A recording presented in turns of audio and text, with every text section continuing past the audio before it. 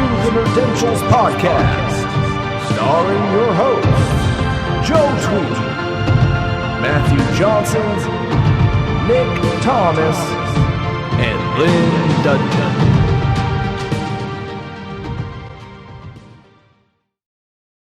Oh, all right, guys. It's been a minute. It's been a real long minute. And I'm not talking figuratively about today or tonight or this recording. I'm talking about it's been 3 freaking weeks since we've been on. And on that note, welcome to Nerdentials, your weekly dose of the nerdy essentials covering film, TV, video games, and comic books. I'm your host, Joe Tweeden, and with me today, as the redheaded ginger in the lower third corner of this screen mocks me, or simply just pantomimes me in silence, we have the Matthew Johnson with a thumbs up. For all you audio listeners, I apologize. He is choosing to mute himself until absolutely needed for conversation. So that being said, I'm going to introduce the rest of the cast. Directly below me, my chin here, we have the Nick Thomas. Hello, hello, hello. Welcome, my beautiful buddy from Roseburg, or 3 hours south of me, somewhere in Oregon. Shit, now they know where I live. Whoa! I did not give any dates or addresses for that matter. For all you audio listeners only, Matthew is losing his shit right now as he is muted. Additionally, with me tonight, to my immediate right here, is the Lynn Dudgeon. I am here. Hey. He's our resident sand person. From Nevada. But if I may point out for just a moment, the desert. He is coming in super clear. All you YouTube viewers right now, if you're audio only, guys, hop on over to YouTube, look up Nerdentials, look at the latest episode.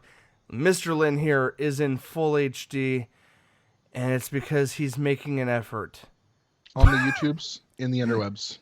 By flipping his phone over to the HD side rather than the face cam that everyone's so familiar with. And you know why he's doing that, guys? You know why Lynn is in HD? Nick, do you know why? Because Matthew, my other silent partner, do you know why? Because electrolytes. It's what plants crave.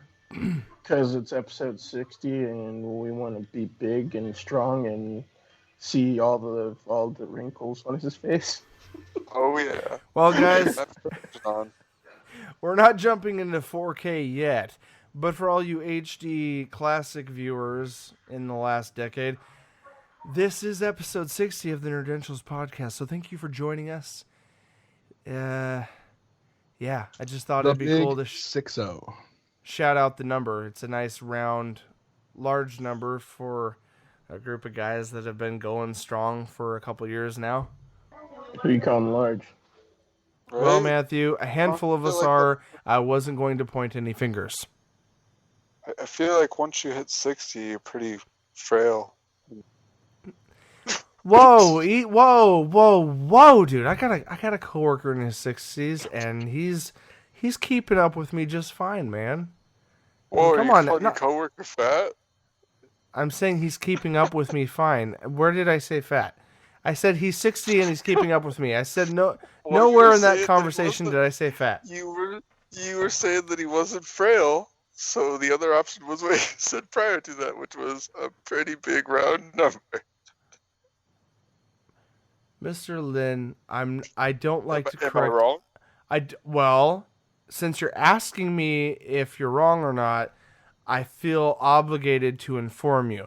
Usually I would not correct someone in this manner in front of everyone here, but if we're going to be specific about our wording and dialogue, you said frail. That means fragile and weak. That does not indicate size. You instantly jumped to large and fat as if it was the opposite of frail, when what you should have said was strong. Strong versus frail. We're talking about weakness and strength, not size. No, what I was talking You about can be is fat and frail, Lynn. That's your- what I'm saying. In what you were saying prior to that was you had one measure I had No. another measure. I wasn't bringing in the correct measure. I was using the measure that you used against you. Hey, Yes. as long as she thinks that's 6 inches. And that's really what counts here today, guys. As long as she thinks it is what we hope it is. That being said, salud, cheers, God bless you, and anything else you want to do with a shot of whatever it is in I've your got hand. 2 hands full. How can I pour myself one? Like, look, what am I supposed to do? You want me That's to what see she you, I said. have to hold the. Come on now. How do you feel about the... Oh, sorry. Okay, hold on. Let's collect ourselves. Let's collect ourselves for a moment here. Okay, now what's going on is Lynn is multitasking. He's using the HD camera on the backside of his phone, and he's using a second phone. Whoa, TV magic! Come on, don't spoil it for him. Well, you just complained about multitasking. I was trying to inform our viewers and listeners as to why it's a struggle. All I'm saying is 6 inches doesn't reach to the table that's a foot away from me. That's fairly accurate. How about Lynn? How about I permit you a moment to take a drink with me? Set down the other device. Someone's whistling with a beautiful echo. What is that? Matthew, I wasn't upset by it. I was curious about it. That was beautiful. Maybe Matthew will inform us in a moment after. Is someone he watching unmutes Buster his phone. Scruggs? Tuck everlasting. It's beautiful, nevertheless. Lynn, take this drink with me. Set the other phone down. Don't worry if you're off camera or out of sync. I already set it down. Just Okay, good boy. Good job. Okay, tink, multiple tinks. Okay, we're good. Okay, we're good. Hey, okay, Nick, get in on the tinking with your orange vanilla Coca-Cola, and then I want you to tell me how you feel about it.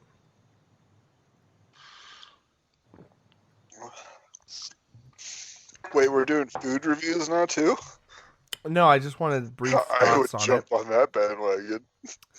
Well, guys, tune in next week for a side podcast where we discuss food and flavors. Dude, I'm not going to Nick. lie. And I don't This want to is- know what you like to jump on there, Lynn. I'm not going to lie. This is single-handedly the best Coke product ever made.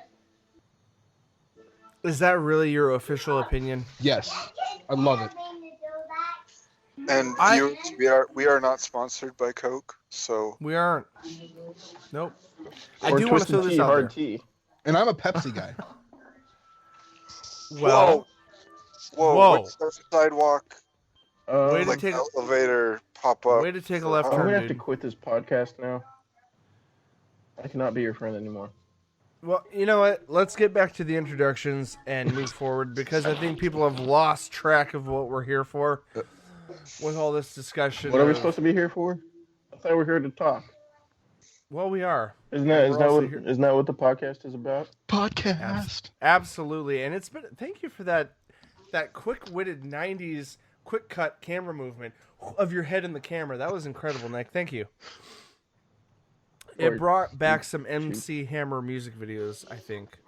Maybe I'm getting that wrong. Anyway, moving forward, guys. Here. Hey, we're getting a mall. Oh, wait a minute. Oh, innuendos out the wazoo, guys. This is a traditional Nerdentials variety show. We're not cutting down the categories. We're gonna go full bore into all the categories that we usually cover. Nick, put those fingers down for a moment, please, Gotta rub it around. Yes. or hold them up like sparkles, because we're about to get excited.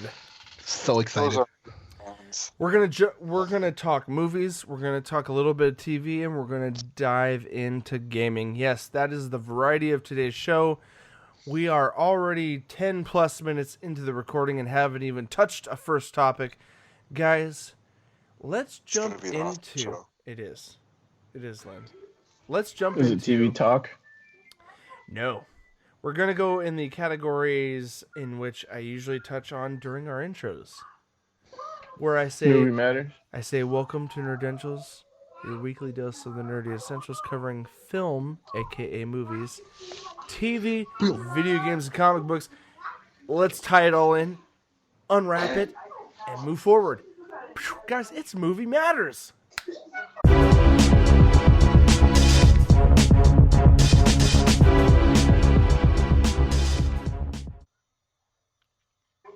Because movies matter. You going old school with that reference, Matthew. Thank you for that. Shout out to you, Paul Roman.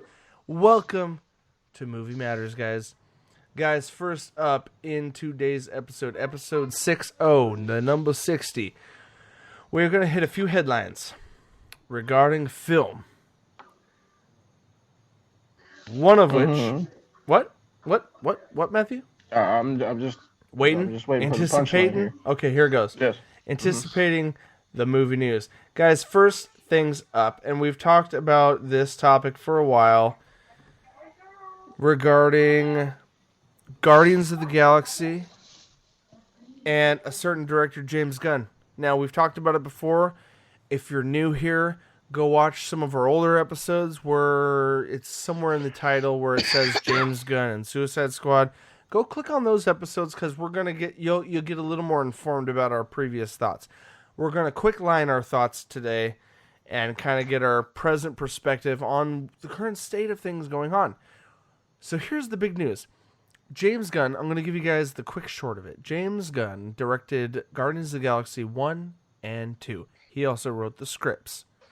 The guy basically instilled his character and personality as a director into those films. Guardians of the Galaxy is a James Gunn film, or franchise, if you will, in the sense of character and flavor. Now, in light of the previous year, early 2018, some news came out that Mr. James Gunn was not so family-friendly in his past. Now, this goes back a decade ago when he worked for... I'm going to have to insert a subtitle on the screen here or something because I always get this wrong, but he worked for a film industry that was more on the edge, more risque, more vulgar with its content, both in humor and dark nature and comedy. And he tried to personify that in social media. Now, 10 years ago, guys, a lot of directors and actors were going after personifying themselves over social media. And that meant making statements in one light or another and trying to portray a certain flavor or feel for what kind of person they are. So, the thing is James Gunn made some horrible, stupid jokes 10 years ago relating to pedophilia, children bullcrap, and other things of sexual inappropriate nature. Now, over the last few years, he came out and apologized, and Disney hired him on as a director for the Marvel MCU with the knowledge of his past transgressions. They knew these things, and Fox News was one of the first huge sources that came out and reported after digging up some old tweets that they found these jokes, and they're like, hey, James Gunn might not be that good of a guy, because this is right now in the last year, guys, we've gone through the Me Too movement, you know, women being affected and harassed in Hollywood, and this coming down the line, and a lot of male people in the industry being affected, you know, directors and actors. And so this really came down hard on James Gunn. Now, the key point to remember is he was never... there were no allegations to him ever doing anything personally in his life. They were just comments and jokes he made on social media. He came out and apologized a long time ago. He made 2 films, Guardians of the Galaxy 1 and 2, for Disney while all this was in his past. Then Fox News and other sources came out, exposed this. Disney, like a corporation should, tried to cover its butt to effectively prevent horrible imagery and ideas coming out of a very child family friendly company, being like, no, we wouldn't support this kind of crap. So they had to let James Gunn go. They essentially fired him. Now, very quickly after him being fired from that, Warner Brothers got into talks with him to bring him on to basically direct anything he wanted. We talked about this a couple episodes ago in our podcast. Warner Brothers gave him any option. They said anything from Superman to Batman and whatever, anything you want to direct as a film, you get to pick, James Gunn. We know you're talented. We know you apologize for your past crap. We know you're in good standing right now and that you're not a creep, basically. Make something incredible for us because we know you're an incredible director and artist. He handpicked Suicide Squad as an IP that he wanted to work with. He had the option to do a Superman film.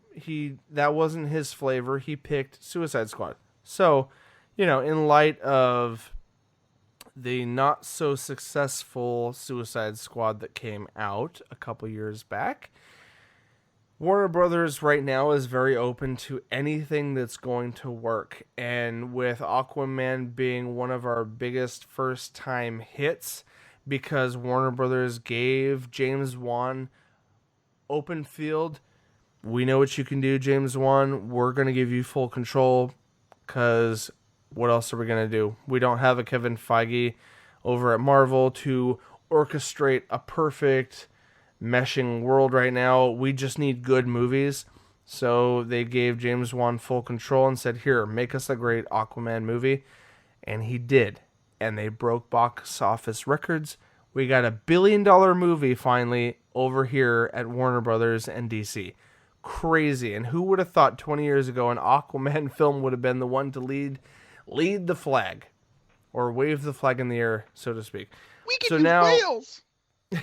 Yeah, I know I'm making a really long monologue. I'm going to tie it up here right now by saying that they tested the waters by announcing to the public that James Gunn was going to write the script, and Warner Brothers wanted to see how fans would react. Nothing negative came out of it. Everyone was like, that sounds like a cool idea. Yeah, let James Gunn create a Suicide Squad game. A story about a bunch of misfit characters coming together for a common cause. He pulled it off twice with Guardians of the Galaxy. Am I right? Now, after all that was said, Warner Brothers just waited for that to settle and see how people reacted. Then they came out and announced that, all right, people aren't upset about this. All right, guys, guess what? He's not just writing it, he's also directing it. Directing and writing Suicide Squad 2. That's the code name. Not a direct sequel, more of a revitalization of that title. Coming out with a unique story about the Suicide Squad for Warner Brothers. Now, what we're talking about is Disney coming back and openly publicizing that they are rehiring James Gunn and bringing him back to direct Guardians of the Galaxy 3 for a script that he already wrote. And here's where we get the opinions, guys. Here's where I'm going to open up the table for us to talk about. So, oh my God, what are you eating, Matthew? Is that a cream pie out of the freezer? Ice cream sandwich. That's what I thought, bro. Anyway. So what's recently developed is with Disney announcing... Sorry. I'm going to leave this in. I'm going to leave this a little bit in. Lynn's rocking on camera, and I imagine it's child-related, right? Yes or no? Nod your head yes or no. Are you on a seesaw? No, I don't know what he's doing, but he's like... No, I set my hammock up in the fucking living room. Oh, Sorry, in the living room.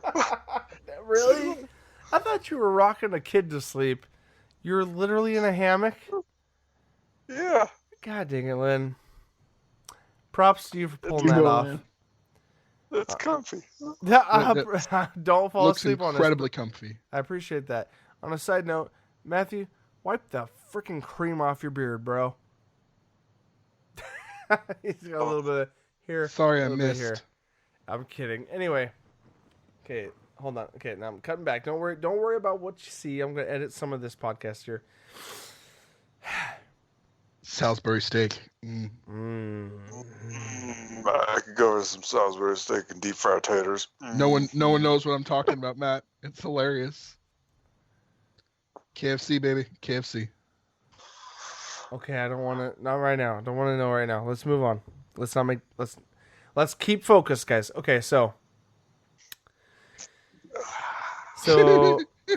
Warner Brothers seem to stagger the information regarding he's writing it. Hey, guess what, guys? He's directing too, to kind of see the response. You know, see how upset or not upset the fan base would be. And guys, out of the gate, there's been minimal complaining, if any, about all of that. And here's the other side note. After the announcement that he was hired back to do Guardians of the Galaxy, Disney claims that they were kind of just waiting on the conversation with Warner Brothers and the scheduling and all that, because they're claiming that it was a couple months ago at the least that they were already going to bring him back after the initial firing, essentially. And they even said in several quotes that they admitted online that after they fired him, they talked to him several weeks after firing him, you know, discussing different things about the situation, why they fired him. And then with the Warner Brothers pickup and him finding more work, and then Disney analyzing the situation and realizing the actual gravity of why they jumped to conclusions and fired him immediately as opposed to taking their time and figuring it out. They were trying to renegotiate bringing him back, and I guess this happened quite a while ago. So, as it stands, the current circumstances, Disney realizes they jumped to conclusions way too soon, looked into it, and I guess here's the thing. I don't have the quote here, but the main thing Disney was looking at was to see how James Gunn handled himself after letting him go. James Gunn was very humble and very graceful about the circumstances. He didn't lash back at Disney like anyone could have in that circumstance. He didn't try to defend himself. He just apologetically ran through the motions and didn't blame Disney for the decision. Disney has claimed in recent news articles that they were evaluating his response to them firing him, and they reconsidered his position, and after, this is their official perspective, they're claiming they reevaluated his response and then decided to hire him back because circumstances. Now, my hot take. I know, my hot take. They fired him out of fear of backlash. They saw how okay fans were with the Warner Brothers acquisition of his work. They saw the acceptance. They then, this is speculation, nothing official. I'm not quoting anyone. This is just my opinion. They, after seeing how letting him go, Warner Brothers picking him up instantly, them reevaluating their choice, horrible choice they made, and then realizing they kind of need him back because how angry the fans were that he wasn't going to be directing the script that he wrote, and Marvel and Disney were still going to use his script. I think all that backlash and conjecture by the fans caused Disney to reevaluate and finally re-offer James Gunn the position back. So, bottom line, my personal opinion, I think Disney was stupid. I'm glad they changed their position and reevaluated. I think it was stupid still, regardless, and that they shouldn't have jumped so far into conclusions before making that cut. But as a fan looking out on the outside, I am excited of the outcome of him now directing a DC film and a Marvel film. And they worked it out. So, guys, what are your thoughts about the situation? Go ahead. Nick, you look ready to go. I'm going to let you lead this off. So, go ahead, take it on. I said it before, and I think they jumped the gun and made a stupid decision. Just to save face, even though they already knew that was said in the past, because he said it to him when he was hired. And it was just the whole thing where they were too cowardly to back up their director. It was a PR move. Yeah. That's all that it really was. Yep.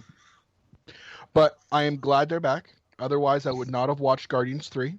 I was going to boycott it if James Gunn wasn't part of it. And I'm pretty sure thousands of his fans would have done the same thing. I know a lot of the actors said they weren't going to be in it without James Gunn. So they pretty much were stuck with the whole thing. They had to have James Gunn back, or the movie would not be a success. And unfortunately, I think that's the only reason why they brought him back. I would love to say that it's because he's an awesome director, which he is, but I think they did it just to save face. Because other people are handling him like he's not toxic like they thought he was. He's not radioactive. He's a great director, puts together great movies, and he has a sense of humor, and people just didn't want to acknowledge that because everyone's offended about every freaking thing. But I am happy that he is back in it, and so is he, actually. I actually have a tweet from him on my computer over here where I was just reading through the stuff that he said, and this is what he tweeted out to all his fans immediately after he found out he was going to be back with Disney. I am tremendously grateful to every person out there who has supported me over the past few months. I am always learning and will continue to work at being the best human being I can be. I deeply appreciate Disney's decision, and I am excited to continue making films that investigate the ties of love that bind us all. I have been and continue to be incredibly humbled by your love and support. From the bottom of my heart, thank you all. Love to you all. I think he's actually grateful that he's back, to have something that he's worked so hard upon to, take the reins back over for. Yeah. Well, and I've said this multiple times on the show. I'm getting tired of people being guilty before being proven innocent. And people are just jumping on this whole thing where, oh, they said what? They must be a horrible person. We can't have anything to do with them. It's a stupid policy, and people need to stop it. My thing is what's the point of judging up everybody's past? Because you're going to find something on everybody. You probably got to dig deeper on certain people. It kind of goes back with the whole, this is kind of like going kind of religious at the moment, but everybody falls short. Everybody does something stupid that they regret at some point in their lives. They say something stupid that comes back and haunts them. They make a decision that haunts them for the rest of their lives. And only they can live with that. Somebody outside of their lives should not have the ability to dictate how they live or ridicule them for something that maybe they themselves have done in the past, but nobody found out yet. It's getting to the point where everything is so PC that if you say one wrong move, one word, your whole life is screwed up. and it never used to be that way. Well, I think in this case, it didn't necessarily screw up his whole life. He just proved that he's good at what he does, and he has the capability of moving on, whether it's, it's forward, like vertical motion, or it's horizontal motion. It doesn't matter for him. It just proves that his comments were semantic at that point because they're irrelevant right now. Exactly. Because he's not the person that he was back when he said them, kind of a thing. Right? People make mistakes and they learn from them, and other people need to not like sit there and dish out like, he said that he was gonna rape a baby and crap, and he's such a bad person.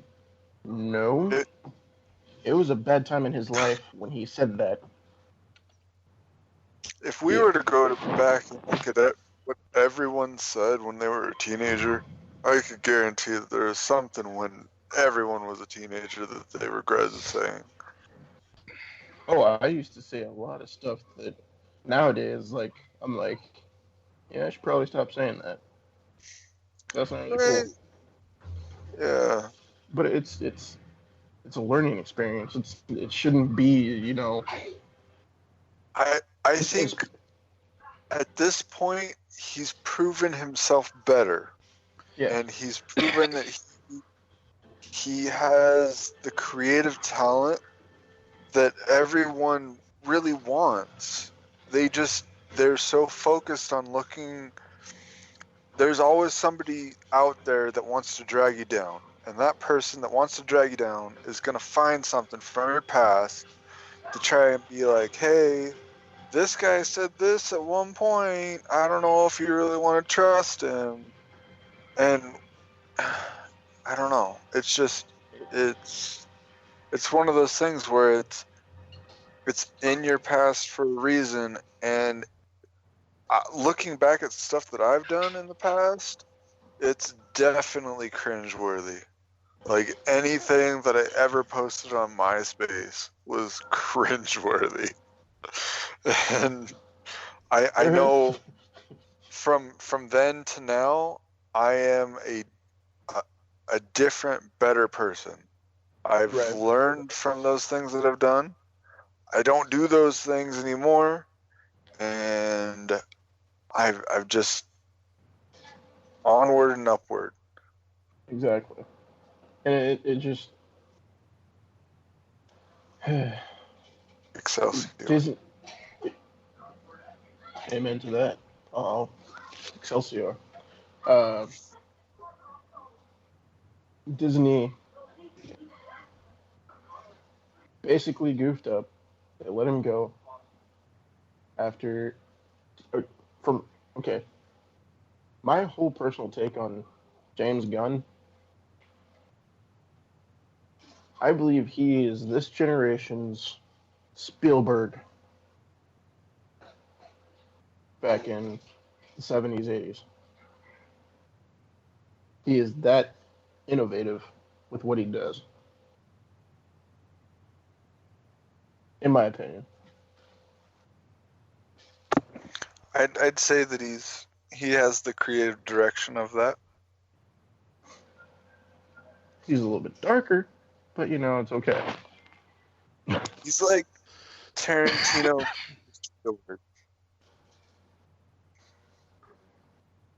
I can dig that. I mean, it's a bit of a stretch, but it kind of works, if you squint your eyes and tilt your head sideways.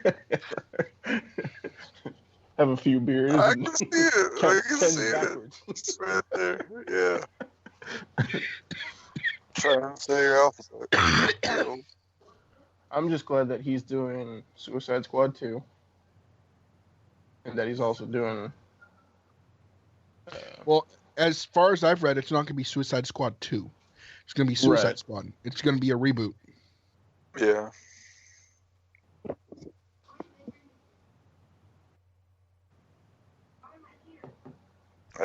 I could get behind it if it's different. I mean, are they still planning on keeping Margot Robbie as Harley Quinn, or was that different? Don't know. I really hope so. She was a perfect Harley Quinn. She was all right. I don't hate it. Okay, It was who would good, you have chosen? but I don't hate it. Couldn't tell you, man. I don't think the right one's come along yet. You sound like a dating app.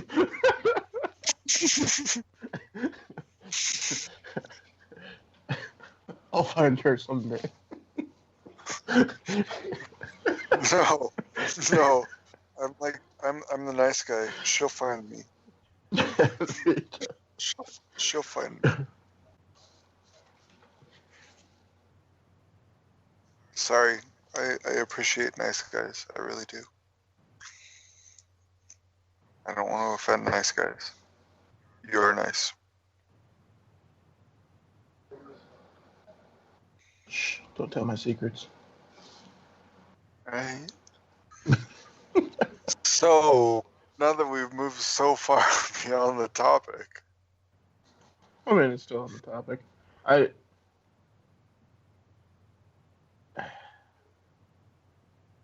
think that we can all agree that what he said on any social media platform in the past is the past, and that he's a different person from when he said those things. Correct? Yeah, that was so 2008. Isn't that what the kids say nowadays? That's so 2018. Like gag me with a spoon. Nick's trying to think of another person that would be better than Margot Robbie at Harley Quinn. I know a lot of them actually have been better. Who? The voice actor from the 90s TV show or cartoon.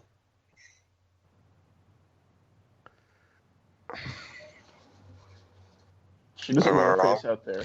I'm sorry. The person that played as Harleen Quinzel in Birds of Prey TV show did better than Margot Robbie. Birds of Prey. What? Shots fired.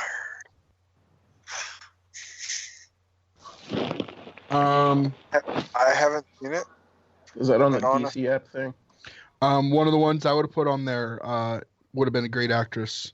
Do any of you watch Brooklyn Nine-Nine? Yeah. Are you gonna say freaking what's her face? Gina.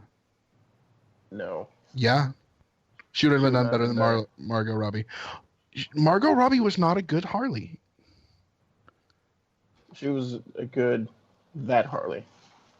No, not really. The Psycho Harley. I will disagree completely.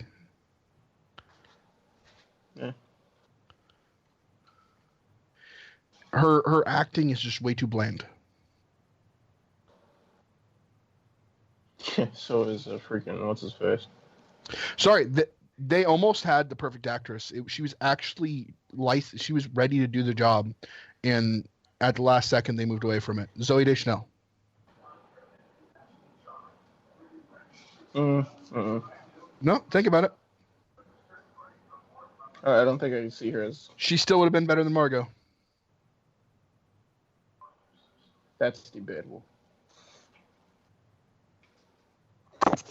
Now, if we're comparing nuts on the nut farm, yeah, Zooey Deschanel would be a better Harley. But there are better nuts out there.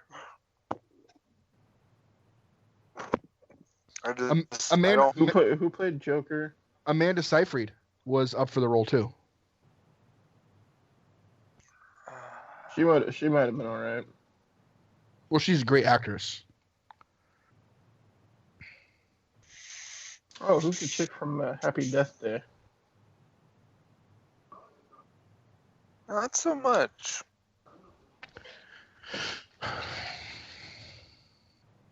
You don't think so? Yeah, I'm okay. You guys would probably come up with better Harley than me. Because I'm like dead set on the voice actress for the 90s cartoon show. Well, that's because the voice. You might as well put freaking Mark Mark as Hamill as the Joker. Joker? Yeah, pretty much. I would. He is the embodiment of the Joker. Acting wise, I say Heath Ledger was the best Joker. Oh yeah. I would put him I would put him and Hamill as even. Because Yeah, Hamill I would put Hamill is the voice Yeah. and Ledger is the embodiment. Heath Ledger did not play the Joker. Who did? Huh? Who did play the Joker then? No, I'm just saying Heath Ledger was not the Joker in The Dark Knight. That character that he played as was a good villain, but to me he was not the Joker at all. Okay. There was too much there was too much order to the chaos. If anything, he was more like the Trickster, which is normally a Flash villain, but he was not the Joker.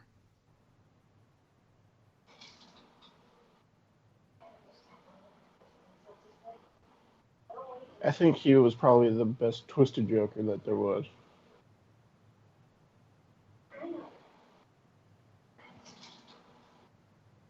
Like, I can't even think of the guy that was in Suicide Squad right now.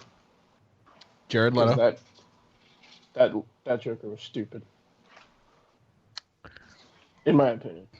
He wasn't the best, but he wasn't bad.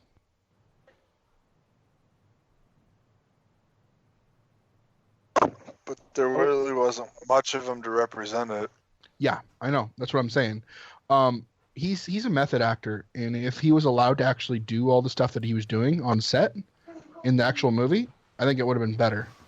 To this day, my favorite Joker, the best Joker so far on video, was Jack Nicholson.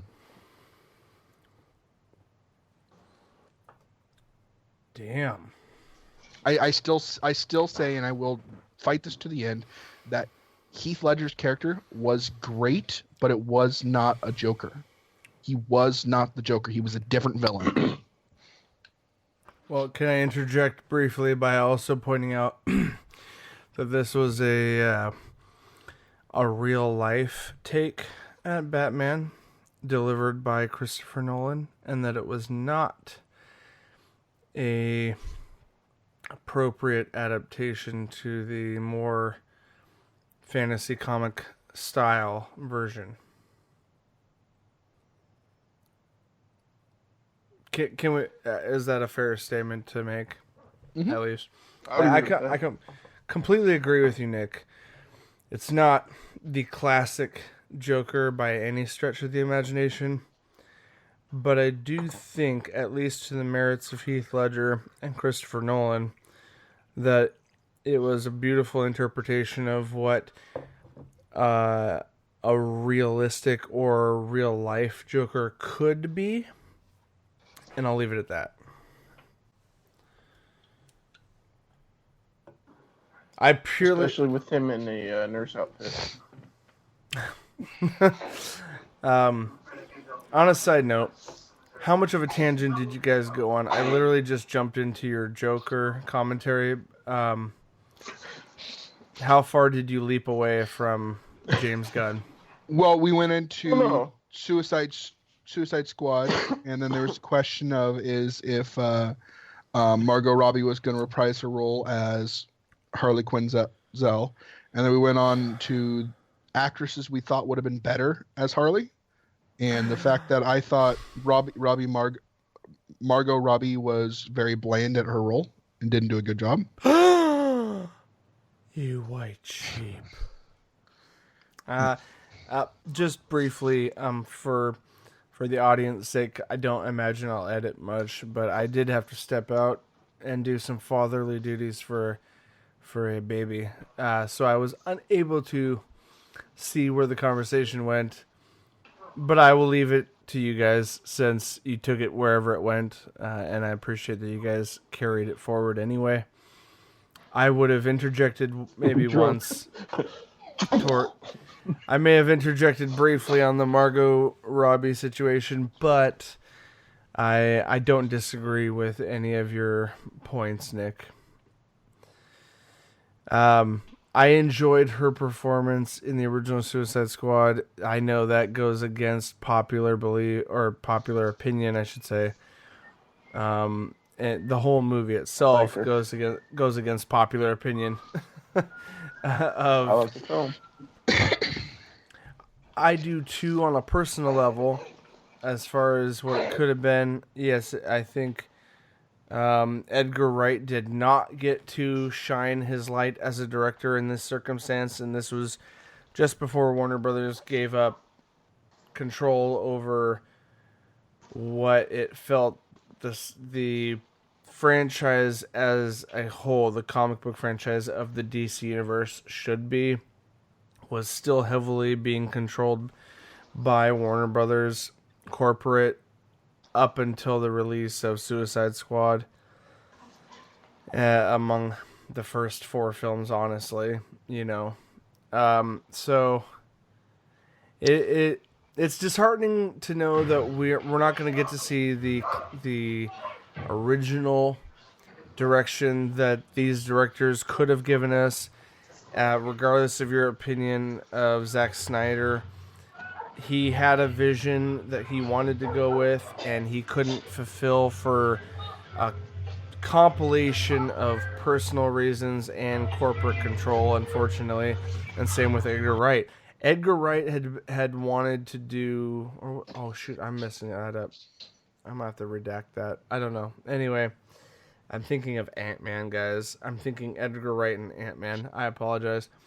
That's not the original Suicide Squad, I don't believe. Anyway, I messed that up. Let's move out of this. Nick, David Ayer. David Ayer. Yeah, and I would still...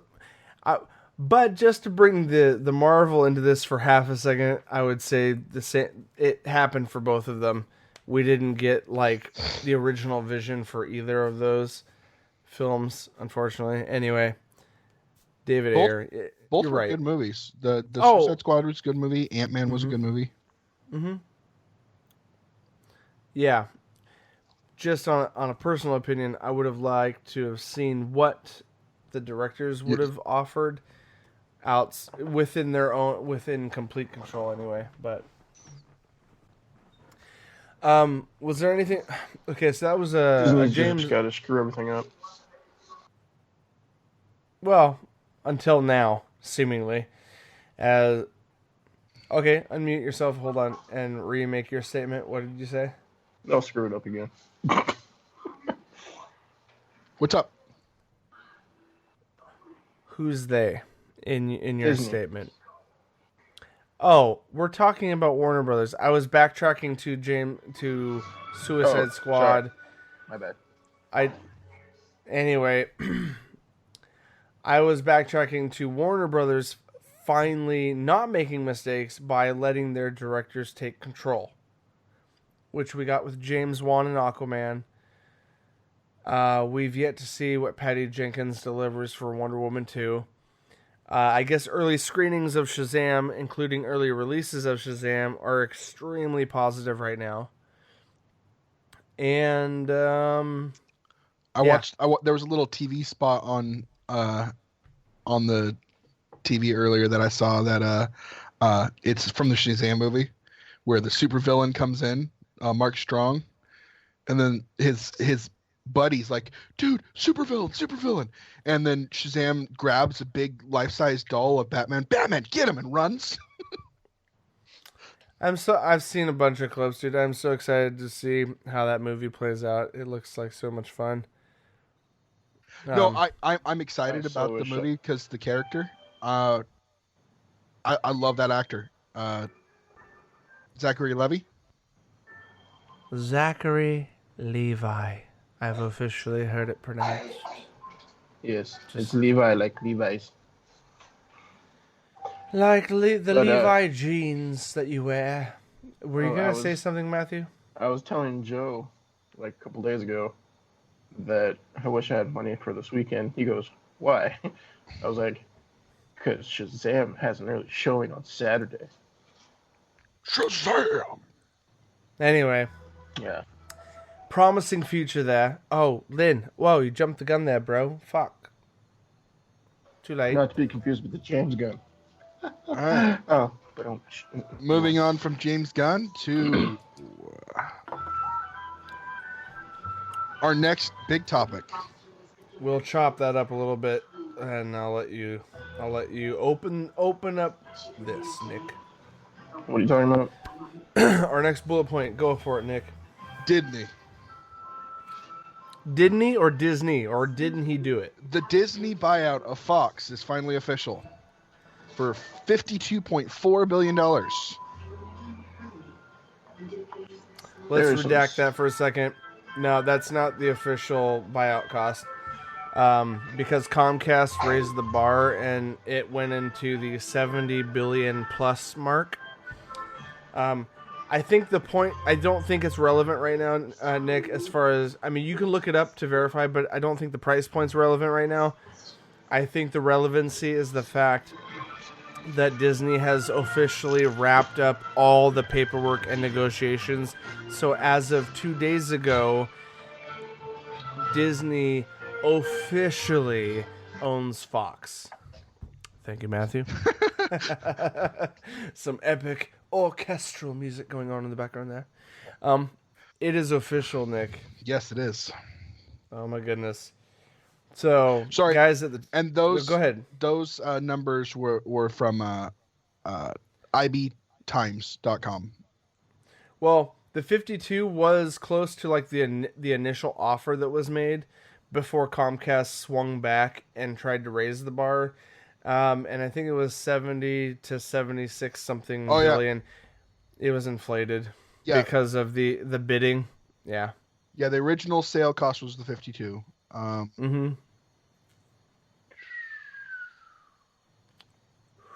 Doesn't have it actually listed as what it is now.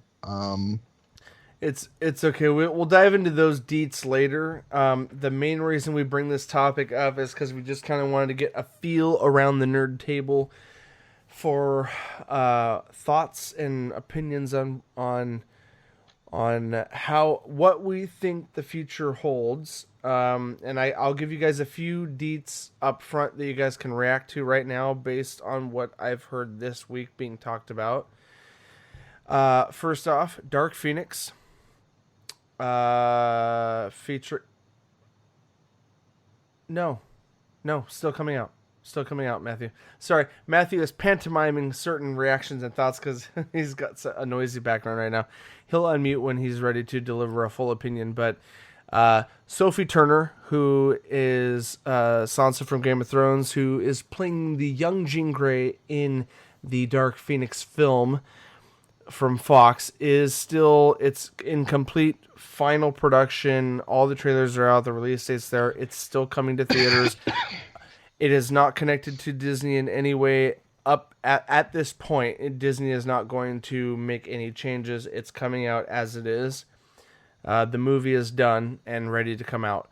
The one film, however, Matthew, that is in question right now, that I've heard some speculative statements from Disney as to what they're going to do with it, is the touted, constantly pushed back horror genre X-Men film known as New Mutants. Has been pushed back 3 different times. It's not getting X'd. It's so far into production, so far to its finished product, that they're not going to get rid of it, but they're not going to release it in theaters. And they are considering dropping it on Hulu. Because, as anyone that may not know, the finalization of this acquisition of Fox 20th Century Fox leaves Disney with over 66% control of Hulu. And as I was speculating off air before we got into this, guys, a lot of things under the R rating will probably see its face on the Hulu platform, because the Disney Plus service that they're releasing later this year is going to be more family-friendly focused and it will definitely not exceed the PG-13 limit, which is fine because that includes all 22 films of the MCU. And I just lost whoa, that was weird. Okay. Everyone blipped for a second. Don't worry about it. I'll cut that out. Weird. Whoa. Did you see it, Lynn? Because I know you saw it with the backwards camera, right? And y'all switched places. No one switched on my end. So we're good. Like everybody did like a 90-degree turn. Rotation. Musical cameras. You know what's great is nothing changed on my end, and I'm recording it, so we're okay. That's what matters, guys. That's what matters. I So see your avatar in the background. that's good. Whoa. That's what? excellent. Whoa, what? No, not you, Lynn. Not you. Me, maybe? I don't know. Yeah. Highly reflective on my gaming screen over there. So yeah, guys. There's mentions that New Mutants will still come out, and it will probably just drop to the Hulu streaming service as opposed to a theater release, because that project was a dumpster fire. So many pushbacks, so many reshoots. They're gonna release something. There's enough content that's done that Disney's not gonna scrap it. They're going to put some finishing touches on it, release it for streaming. I think that's a good promotion for Disney to say, hey, check out our new content on Hulu. Boom. It'll sell some subscriptions. Check out the new X-Men movie on Hulu. Yada yada. However, there has been analyst speculation as far as when we will see the X-Men being integrated into the quote-unquote MCU. And we're looking, I think it's been confirmed by Kevin Feige and a couple others that we'll see something by 2021. Which is not, it's 2019, guys. That's less than 2 years. That's literally just enough time to start production on a full movie. It's enough time for them, in all honesty, I've heard this being thrown out there on a couple podcasts. It's enough time right now that it's legally official to do work. Because here's the thing, guys. Prior to 2 days ago, Marvel and Disney were not allowed to talk to actors for casting. They weren't allowed to talk about scripts, plot, casting. They weren't allowed to do anything with the Fox properties until 2 days ago. But here's the thing. That doesn't mean that Kevin Feige doesn't have, some notes. Some notes on a notepad about what he might be dreaming up with his new toy box, his new toy chest now filled with new characters. We know Kevin Feige's probably got some notes. So that being said, legally they couldn't start anything. They couldn't do any kind of production work. However, maybe the orchestrator of this whole thing might have some notes, and maybe some end credit scenes, some additional scenes. There's 2 months before Endgame premieres. They can film some for a reason. Exactly. I know, Lynn. I know. I'm just throwing this out there for speculative talk. I think it's interesting and exciting that maybe there's an end credit scene that they might... Hold on, Lynn. Hold on. On what? On Avengers Endgame, which comes out at the end of April. We've got less than 2 months from now. They could easily throw something together that might allude to some of the new Fox properties they now have, either X-Men, Fantastic Four. I'm opening up the floodgates for this open table conversation between us by asking you... You're getting too meta on me, man. By asking you guys, if they were to film an end credit scene on a short notice, they don't have to have actors in place. They could literally show just silhouettes or hands of something. Because remember, 2 days ago, legally, they couldn't do anything. As of today, they could throw together a quick mid-credit scene at the end of Endgame, which comes out in 2 months. They could throw an end credit scene that showcases, hey, maybe there's a hand that turns to flames, a hand that turns to rock, a hand that suddenly stretches, and that's it. I'm going to open up the table right now for just a few minutes of speculation. No. Hold on, Lynn. Hold on. Let me open up the door first here. No. Come on. Hey, hold on. Okay, go. Go. I wanted you to give me a half a second to throw it over. Everything to you. everything I've read so far says that the integration for X-Men into the Marvel Universe won't happen until after 2021. As far as a film that features any of them, I'm proposing potential end screens. Sorry, what did they call that now? A mid-credit scene, an Easter egg scene that they only need to film 20 seconds of something that's related to the Marvel original family, Fantastic Four, or something X-Men related. And if they did, this is purely for fun, guys. This is just for fun. Spider-Man with a paper bag over his face when he tried to audition for the Fantastic Four. Honestly, I just want to see for fun. where Nick Fury walks into a bar, and Hugh Jackman's sitting at a bar. He comes up to him, and it's a reiteration. Hold on, Lynn. Hold on. I want to hear Lynn's. It's a complete reiteration of when Magneto and Xavier went up to him and said, "Hey," and then he tells him to f off. That'd be fantastic. And then Nick Fury's just like, "Say that again. Say it again, mother." Lynn, I feel like you have a lot of interjections here. Give me a few seconds of your thoughts on what if they filmed an end credit scene to introduce something. Do you think they'd do it? And if they did, what do you think they would? What do you think they would film? Are you talking just X-Men? No, anything owned by Fox, and that includes Fantastic Four and the X-Men. So a wide variety of things there.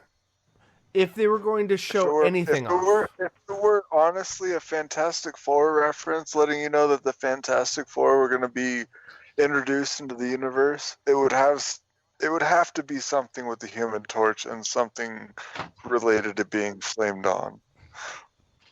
There you go. Okay. Right? Okay. That's the correct answer. Or it's clobbering time. One of the two. There you go. Matthew. But sorry, Lynn, I didn't mean to cut you off.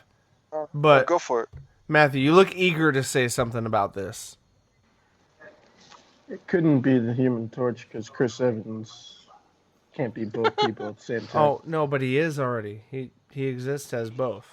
He's the Human Torch 5 years ago. He's Captain America now. I feel like it would work like Spider-Man Into the Spider-Verse worked, where it was Peter B. Parker. It's Chris. It's Chris B. Evans. They just dyed his hair brown. Oh wait, I mean blonde. If anything, I think it would warrant possibly like a villain rather than a hero that they would showcase if they were to do it. So a female Doctor Doom, so we're PC. Whoa. I wanted to throw this out there real quick. How do you guys feel? And I was actually thinking Doctor Doom, actually. Okay, I can't take credit for this, so I'm going to give a brief shout out to... Come on. Lynn, I don't get all my stuff from others. I do have my own opinions. However, this is a really good idea. He lies. What I'm about to propose is a really good concept, at least. And I want to hear you guys' counter thoughts or points on it.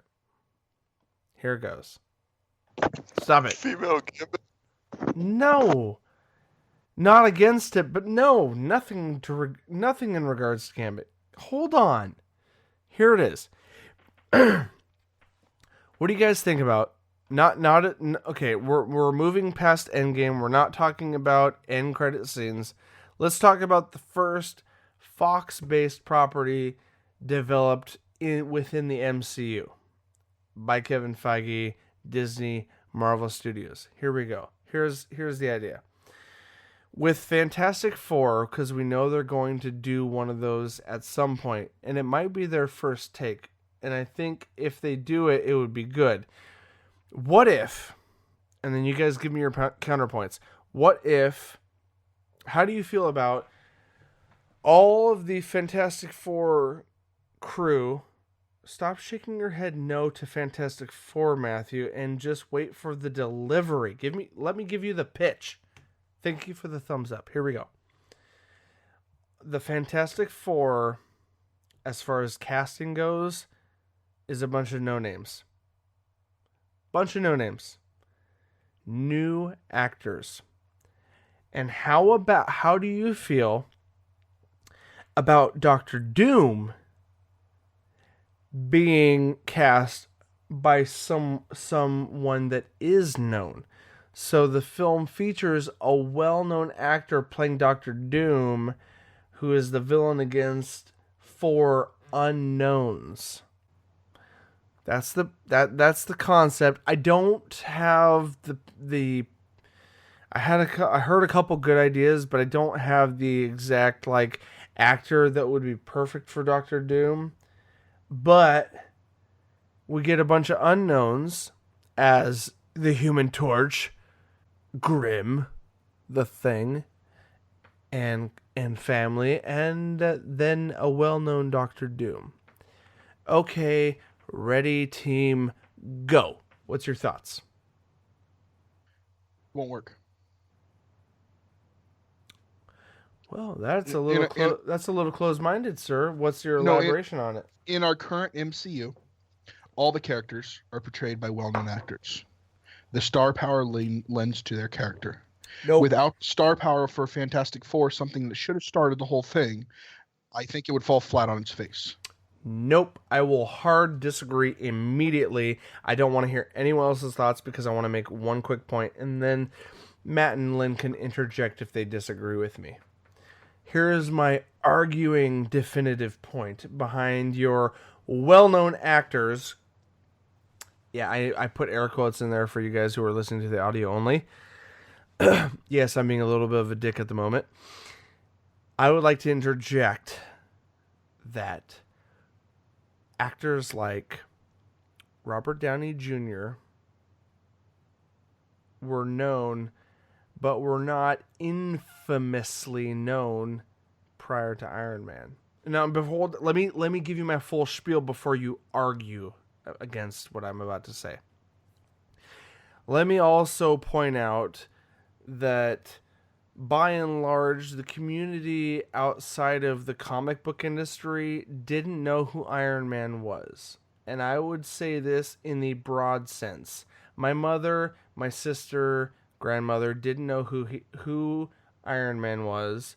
And Robert Downey Jr. had gone on an alcohol binge prior to getting the Iron Man role and was in dire straits prior to recovery. Now let me throw out something else. Hold up. Here's another one. There was no definitive actor attached to the Incredible Hulk. Mark Ruffalo was not a huge actor prior to being cast by Kevin Feige. Stop. I'm going to stop right there. That's my only point I needed to make about him to make the point final. Chris Evans was bounced back and forth. He was not a AAA actor prior to his role, Captain America. I'll also throw this out there. Scarlett Johansson, secondary roles, a lot of indie films. Before her role as Black Widow, I thought she was, I'm going to say this out there and I'm not going to bleep it, I thought she was a horror as far as the acting roles she portrayed. She always played the sexy slut in a lot of different indie films. Point 1, 2, 3, and 4 before this Black Widow role. Now, she's played some other indie films that were impactful, but I would say by and large, she was not largely known unless she was in your spank bank. Now, hold on. I got a couple more actors to throw your way. You guys ready for this?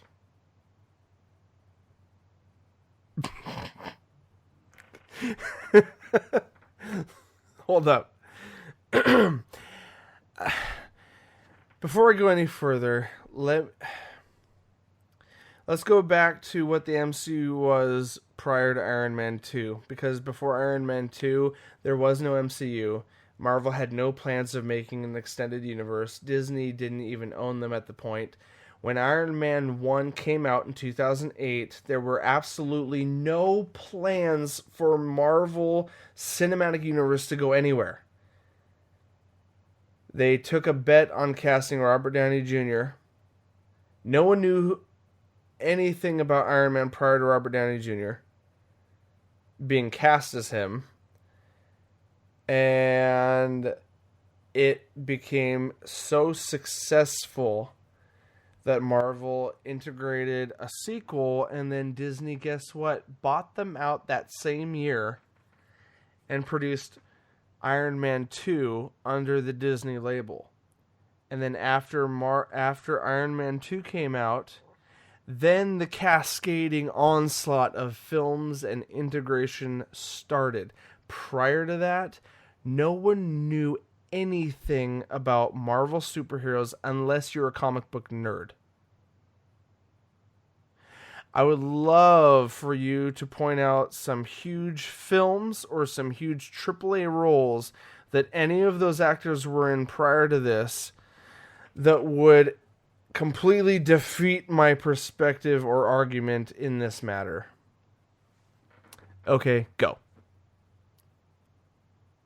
Well, you say Mark Ruffalo wasn't well known before Hulk. I would have to disagree completely.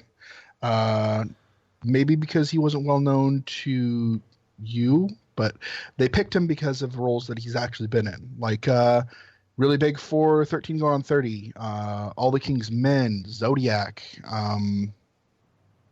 He was big because of those films?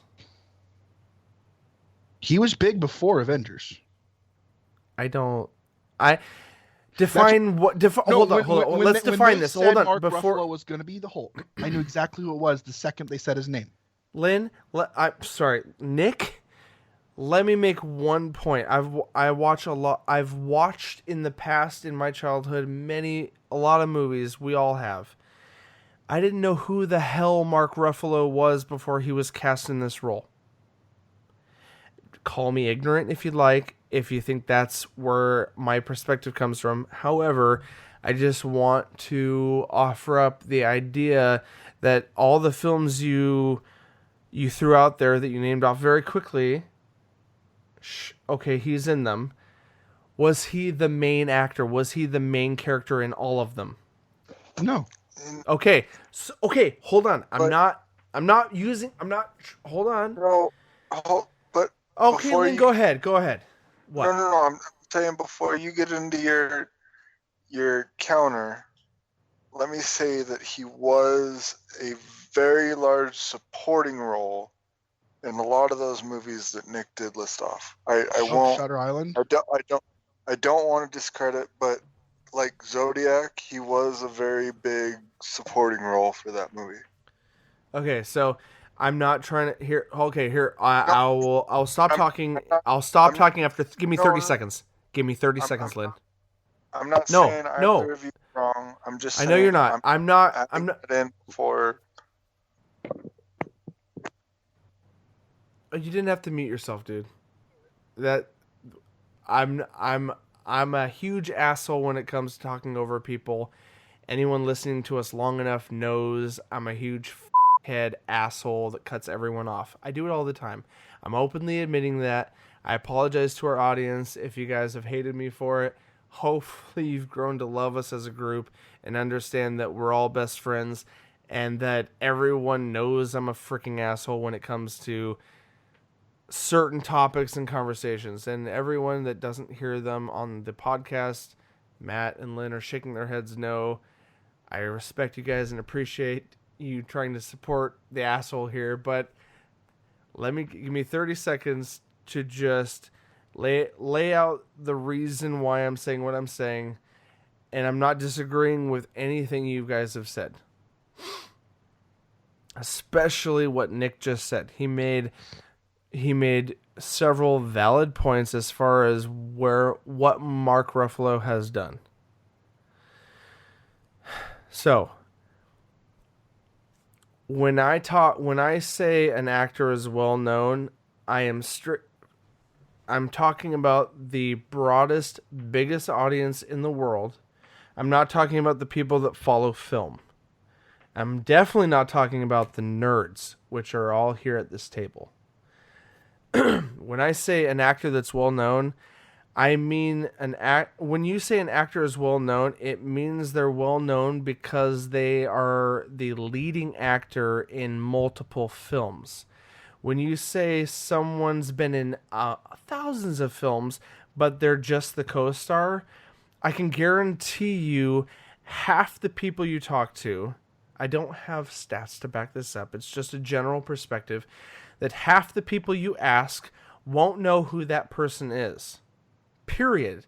Film buff excluded. I'm talking people that know film, I'm excluding them. I'm talking about general audiences.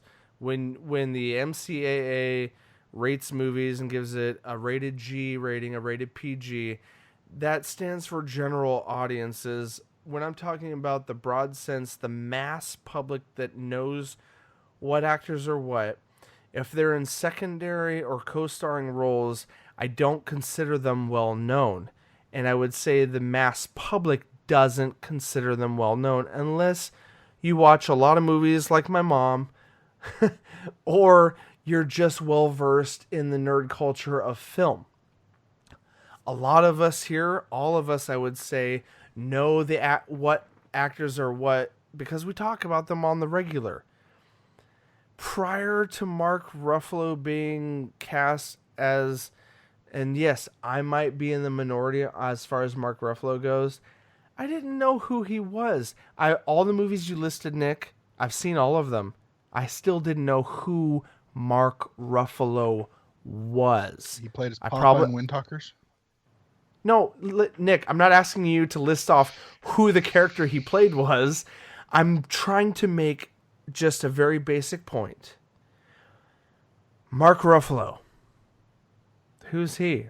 Ryan Reynolds. Oh, fuck Deadpool, of course. Guess what? Ryan Reynolds has been in many, many, many, many films.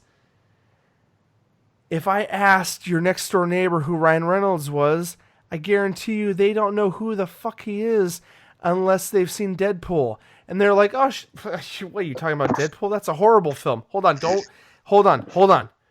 Nick, are you going to make a comment very specific to your demographic where your next door neighbor is your best friend and knows who the fuck Deadpool is? No.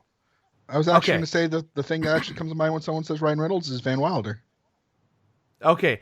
I've never seen Van Wilder, so here's an exception to my experience in the film industry.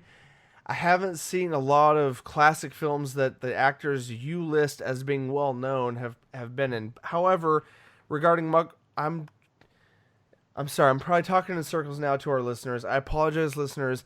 I was just trying to make I'm trying to open up the perspective really broadly to say that an actor that we know as being well known might not be well known to 80% of the viewership that goes and sees these films. So like Ryan Reynolds is very well known at this point because he is the inappropriate, horribly loudmouth talker from Deadpool. But does anyone know the movie Waiting? Yeah. Where I'm not asking you, Nick. I know you should know that film. We're nerds. We know these movies. you know what I'm saying? Mark Ruffalo, all the movies you listed that he was in, I didn't know who he was as an icon. So so Mark Ruffalo is not a Johnny Depp. When you say Johnny Depp, hell yeah, I've seen at least a handful of his movies. You say Robert Downey Jr., I wasn't super familiar with him until he became the legend that we now know him as. I know what movies he's been in. I'm not stupid. I've researched it. I'm a nerd. Riddle me but this. You ask. Go ahead, Lynn. Go ahead. Sorry, we're wrapping this up. Go ahead. You're good. So we're on the topic of movies not well known. Okay. Actors not well known based on movies. Who is Killmonger's actual actor from Black Panther? No idea. Michael B. Jordan. And Right? and right? we've Okay. yeah, and and who's he's Captain becoming America? more well known now. Okay, no. Who's Captain America? Chris Evans. And what Are you those, asking? What do those two actors have in common? They're in Marvel movies. They were both. They were Human both Torch. the Human Torch.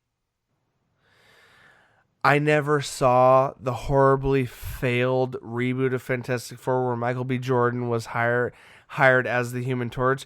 And you know why I know this? Because I'm a nerd and I've researched it. I never watched the movie though.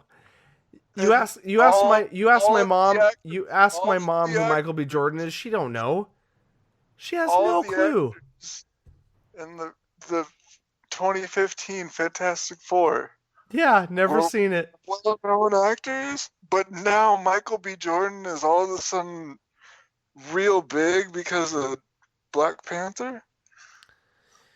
Oh, he got big with Michael Kool-Aid, the director of Black Panther, when he did that. Now I'm screwing things up, but no. Well, okay, I'm not talking about Creed. Creed 1, Creed 2. Yes, the continuation of the Rocky movies. Yes, I'm talking about the street culture movie that he's in. And guys, we're sidetracking. We are hardcore sidetracking. But your point is no. My point is everyone has their start point somewhere, right? Yes. Okay, and I mean, in all fairness. Yeah, Robert Downey Jr., you couldn't have named a movie before Iron Man, really, where he was popular. Kiss, but bang, he bang. did have a start. Starring Val Kilmer. Yep. I know my facts. Sorry that I'm talking over you. Sorry. He did have a start before then. Everyone had a start before then. And in this case, Chris Evans and Michael B. Jordan were both Human Torch before they were Captain America and Killmonger. Oh, dude, you forget Chris Evans was in freaking Phone Booth. Or not Phone. Was it Phone Booth? Cellular. He was in Cellular, man. Incredible movie. Would anyone know it? No. Incredible movie. I love the movie. No one knows what that movie is or who was in it. I'm being an asshole, Nick. I'm being an asshole, Lynn. I'm being an asshole, Matthew. And Matthew's just nodding and agreeing and shaking his head no when necessary. But the point is... Push would have been a better movie with Chris Evans in it. Yeah, Cellular, Sunshine, Push, I saw Push. The Losers. Definitely versus the World. Lots of great movies. But I would put my entire paycheck, Nick. I would put my entire week's paycheck this week on betting the fact that the average person who doesn't know film would have no idea Chris Evans was in any of those movies, even if they're a fan of him now as Captain America. That's Not my another only teen movie? Yep, I know the movie. I know he was in it. You know why? Because I've seen Banana it. Split. I've seen those films. I'm also a nerd, and Genie's got a gun. Anyway, let's soften the point and move forward. Weird tangents we've also gone off on. The tangents were so huge, I don't even know where we went, and I feel like all of it's worth saving. So we'll see where this episode goes, and we'll see how long it ends up being. Tells you with 8 inches, but really it sucks. We're only on our second bullet point. Yeah, so it might be a film episode. We might cut it. Who knows? Let's see. Let's see how it goes. So the bottom line, guys, is I simply was throwing out the idea of what we might see or hope to see now that Disney owns Fox. What kind of things we would hope to see. I teased that some end credit scenes might get filmed. And then we talked about Fantastic Four being properly done by the MCU and how maybe some no-names might be appropriate, but maybe cast a well-known actor for Doctor Doom. That might build some intrigue, yada yada. I don't know what tangent we went on as far as unknown actors and why more people should care. Well, you were saying unknown actors might make it better. Oh, go ahead. Oh, no, that is perfectly the point. You brought it right back. Okay, I said unknowns might make it better, and you're like, And I was fighting the point that star power you were is fighting the everything right point that every MCU film that's ever been made has had well-known actors, and I was like, well, prior to 2008, a lot of these actors were not as well-known as you perceive them to be today. That was the finalizing point. We made a lot of butts and interjections. Lynn, you saying something? I was saying, Matt, go ahead. You got your hand up. Yeah, go ahead, bro. Black Panther was definitely not known before Black Panther. Yes. The man himself made that character.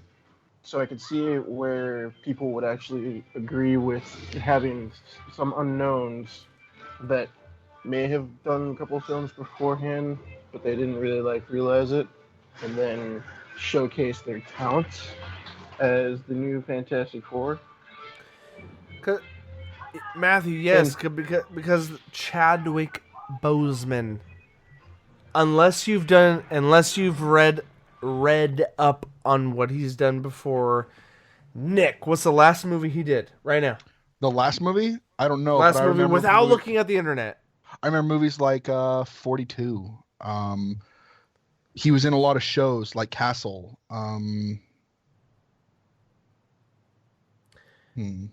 But the point is you can't immediately pinpoint his top 5 best movies he's been in. Why? Because he wasn't a movie person. He was a TV star. Sir, he's got 110 titles he's been casted in. Across mostly. No. I got a question for you. Marshall, 2017. Messages from the King, 2016. Captain America Civil War, obviously. Gods of Egypt, 2016. 9 Kisses, it was a short film. Full movie, Get On Up, 2014. Draft Day, 2014. The movie 42, which you finally mentioned, 2013. The Kill Hole, 2012. Detroit, that was a single episode on TV. He was in Fringe for an episode, Justified for an episode, Castle for an episode. He's been in a handful of movies, and yes, lots of cameos in TV. But my point is, he's an unknown. Now that he played Black Panther under the MCU license with Disney, holy shit, he's a billion-dollar well-known actor now. Hey. And that's the point we should have led with, I suppose. But a lot of people don't realize that people like Mark Ruffalo and Robert Downey Jr. were not billion-dollar well-known unless you watch a lot of movies. It had to have happened one way for the Black Panther to work. Black Panther as a movie would not have worked and would not have gone over so well if he wasn't originally in Avenger.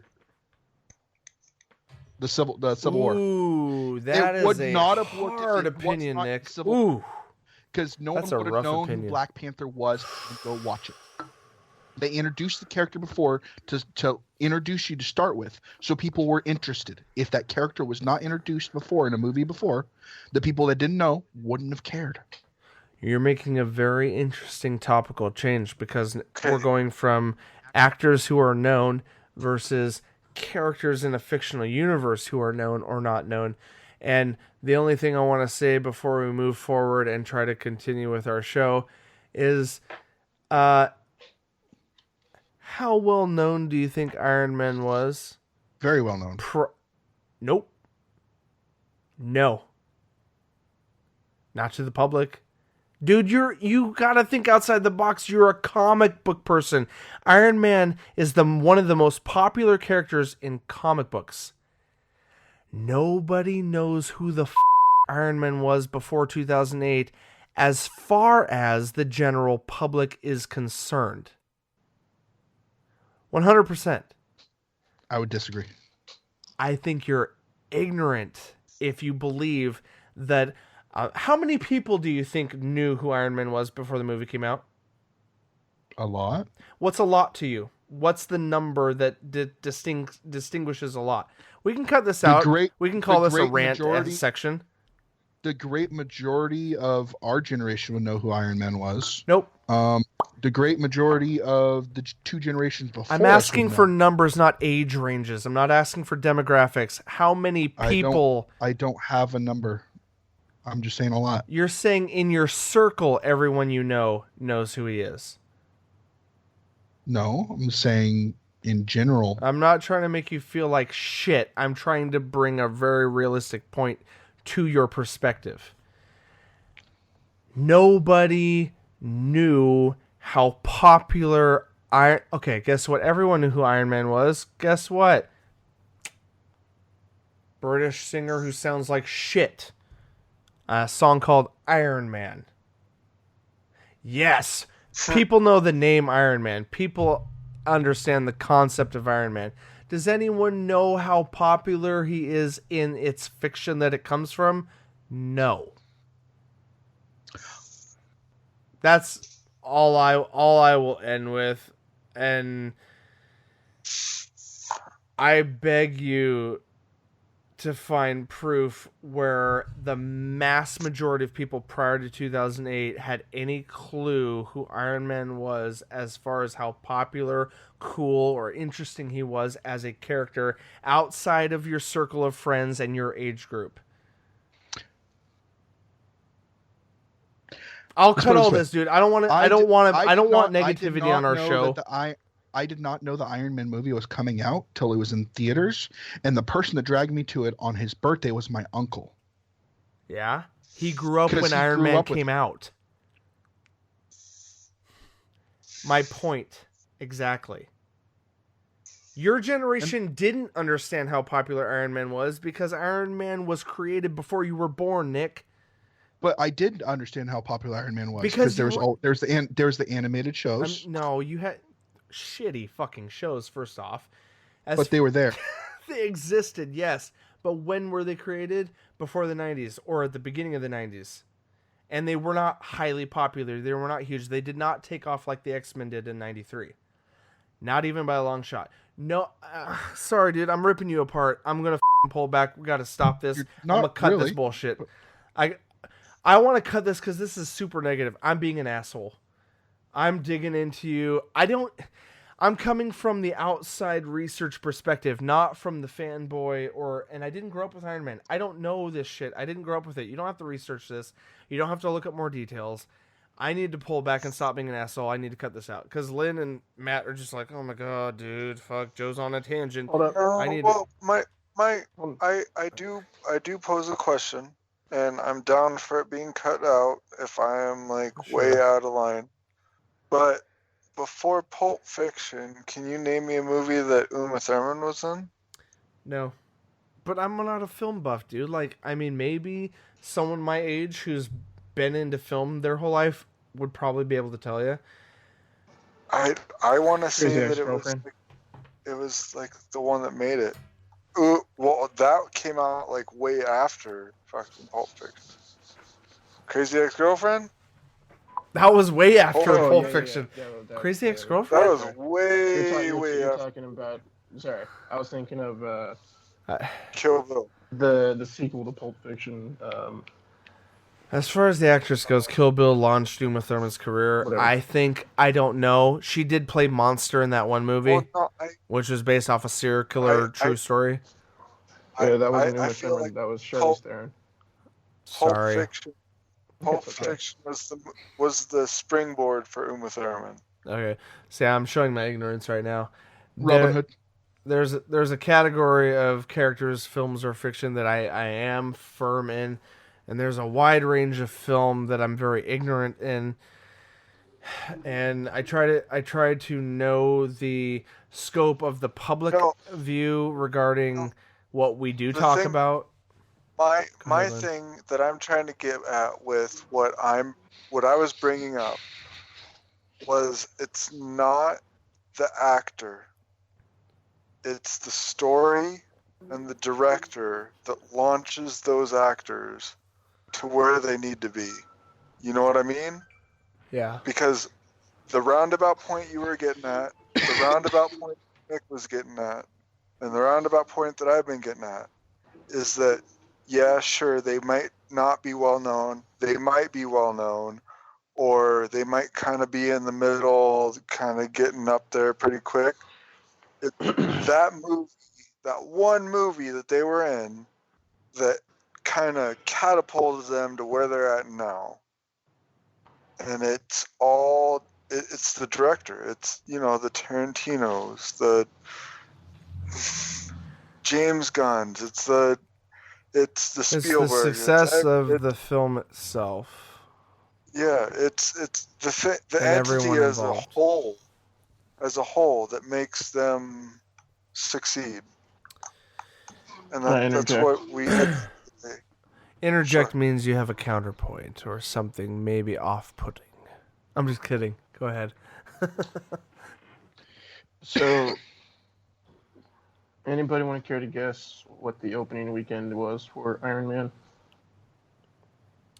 No. I know you're going to give it to us anyway, so go ahead. 98 million. Yeah. In today's retrospect, that's a bomb weekend. What year? And 2008. what was the 2008, 10 years ago. So retrospect. No, you have to like do the scale back for all of the inflation. 10 years ago, that was a huge success. Matthew. Yeah, that's major. Iron Man 2 grossed 128 million 2 years later. Yeah. 30 more million. Because people actually knew what Iron Man was. Well, and they also fell in love with Robert Downey Jr. playing that role. But, anywho, I don't know how to pull out of this or continue or move out of it or move forward. I'm not sure where we go right now. Because my question is, how did we go from like Disney buying Fox? Well, no. We started with James Gunn. Side tangent. We went with James Gunn, then I left for a bit. We started with James Gunn, then I left, and you guys continued talking. No, but and then I jumped into the MCU. Like we were talking about currently. We were talking about Disney buying Fox. You know what I'd like to do? That was Matthew. You know what I would love to do is have this be a 5-hour podcast every week, and we don't edit it. We upload it raw, and we just let the followers build as they may. Be like, hey, accept us for what we are, assholes. We're just gonna talk our hearts out for 5 hours. Take it as it is. If you like our content, great. I just. Oh shit! My thing was it was like there were so many side tangents that were going around exactly what the main topic was. I feel like the last focus of Matthew, the main topic was. We like to beat around the bush. I don't think we did though. I don't know if I don't know how excited I would be to re-listen to the last 40 minutes. I feel like what does Iron Man have to do with Disney buying? Hold on, Fox? I think it was super heated and passionate. I think there was probably a lot of excitement in listening to it to see how it unfolds. I don't know how it's going to cater to our current episode. What does the Disney and Fox buyout mean for you guys? What do you guys think about it? Holy are we cutting out 40 minutes of content? Because you're bringing us back to the original question. That's what I'm sitting here like. No, we're not cutting it out. We got this way because this is good stuff. I'm just saying, this has been so far like. No, I can't say left or right because then it's gonna get political or something. No, I'm saying like. Hold on, finish your thought, Matthew. What? It was so out in center field that like the main topic that we had discussed prior to all these tangents was Disney buying Fox. and then all of a sudden we're coming around. No, hold on. No. I proposed I asked what you guys would like to see in a Fantastic Four MCU film, and I said, "Hey, a bunch of unknowns would be great." And then Nick said, "Well, I don't know about a bunch of unknowns because every MCU film has been founded upon well-known actors." And that's when I started the argument. The precursor was us discussing whether Margot Robbie was going to reprise her role. The whole thing started. Well, come on. Yeah. Sure. If we're going to go full circle now, come on. Here, you know what? I'm gonna take back what I said about like Dr. Doom being like the person that they go for like if they introduce the X-Men or the Fantastic Four, I'm going to say they bring in Cable. Into a Fantastic Four story? No, that brings the X-Men into the Marvel universe. This is a great segue right here to move us forward out of this crazy topic. Hold on. Here's my pitch. Let me give you my pitch and tell me if you have anything else to say outside of this. Here's the pitch.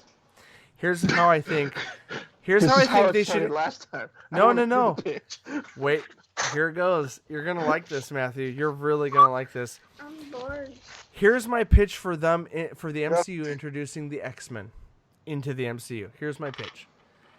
Don't do anything crazy. Don't do anything elaborate. Don't make multiple films building up to it. Just do one thing. One thing. Do Deadpool 3 like you're going to do. Oh, stop shaking your head no. Okay. Wait for the pitch. I'm bored. Okay. Wait for the I can't pitch. get up. And mute your phone, Matthew. No, I'm kidding. You don't have to. I'm the only one talking right now. Here's the pitch. Don't do anything crazy. Just have one little scene inserted into Deadpool 3. And here's the scene. Deadpool comes on screen and grabs a hold of someone. Peter. Who knows? A new Wolverine, maybe a new Charles Xavier, and says, "We're doing this now." End scene. And then goes on with the movie. When he grabs female Gambit. God, you're f***ing the whole idea, Lynn. I said easy way to do this. Deadpool grabs either Wolverine or Xavier and says, "We're doing this digress. now," Hold and on. moves on. Deadpool already did that. No, he didn't. He had Professor Xavier, Beast, all in a freaking room behind him. He didn't. No. You forgot the point. You forgot his statement. He looks at the camera with Wolverine in his arms, a fresh, young, new Wolverine recast, and says to the audience, "We're doing this now." End scene. Yeah, but what? What would? How What do would you think that means? What do you think that means? Hold on. Deadpool, Ryan Reynolds says, "We're doing this now," as an extra credit scene. End of Deadpool 3 movie scene, bringing in an X-Men character of well repute. Hugh Jackman, Patrick Deadpool Stewart, whatever. is We're doing this X-Men. now. Oh, for sake, Matthew! I'm cussing a lot right now. We're getting into that irate point in the episode where we're 2 hours. Am I in, wrong? And I've lost my shit. No, you are wrong. What I was referring to brown is pants like on the real introduction in between X-Men and like the Marvel Universe, Captain America, Iron Man. They have to bring in something that's going to tie everything together. House took of And M. one person that can House do You that of took would that, M. be Matthew. Cable. Hold on, you're taking this too far. I was just trying to be funny and House say of that M. Ryan Reynolds yanks Wolverine over and says, "We're doing this now," as a little Oh, As ha a ha movie? ha, I as got a you. ha ha ha. We're doing this No. now, not as an official I have a question thing. for all of you. That's what you got. That's what you got Kevin Feige for. He'll make the movie where the crossover happens. House of M. Elaborate, because I know about House of M, but what about it? Face of Bo. After the reset, after everyone was killed off by Thanos, and after everything's done, when they're able to go back and fix things, Scarlet Witch is left bereaved because the only person that was not brought back was Vision, the love of her life. In the comic books, House of M is an event where Scarlet Witch creates a whole nother reality that also includes the X-Men and everyone else. I've heard you conject this perspective before, because there is a comic book line that tells this story where she creates an alternative reality. I don't know if I'm okay with that. As far as like basically wiping the slate clean, literally clean, I don't know. We don't know how Endgame's going to end either. Like, they might do an alternate time adjustment. I'm just saying that'd be an easy way to do it. The quantum realm exists outside of the continuum of time, so there's an open book to possibilities. You know, the crazy white suits in the last trailer that they just showed, Ant-Man being able to traverse the quantum realm. There's speculative possibilities for sure, Nick. I don't know what I want out of that. I'm gonna leave it up to them. I know they're gonna do something good and something like fun. I don't know though. You know. I don't know. What, Matt? Huh? I heard none of what you guys were saying. My daughter was trying to talk to me. It's all good. Well, I smile and nod. okay. Nick, do you want to fish for any more perspectives, or should we segue? Lynn, quickly, because Matt didn't hear what we said. Lynn, did you have any thoughts to what we just said? Wasn't there a story arc or whatever in the comic books in relation to Vision and Scarlet Witch's children that you got into in the previous episode? House of M. She actually brought him back and created children for them. Yeah. That's part of it, yeah, Lynn. That's what you brought up in the past. Mm-hmm. Oh, Matthew, you're shaking your head no, and my disagreement with Nick was I don't know what I want, but I don't know how I feel about them wiping the slate clean with creating an alternative timeline. That was my point, and I didn't know how I felt about it. Honestly, I kind of agree with you. It kind of feels like one of those wake up from a dream state kind of things. Kind of almost like a cop out. But Matthew, to Lynn's point, kind of like Lynn's the end of Endgame. Matthew, to Lynn's point, I said the same thing. I said, well, there's the quantum realm, there's Ant-Man, there's the ability to time travel, there's the white suits in the latest trailer. Who knows what they're going to do? They might alter some sort of form of time. And Doctor Strange did allude heavily to the Time Stone in Infinity Infinity War, that storyline. So there's a lot of possibilities that they could screw with the timeline, which would open up doors to incorporate alternate characters from a company that wasn't owned by them prior to these movies. Fox. Who knows?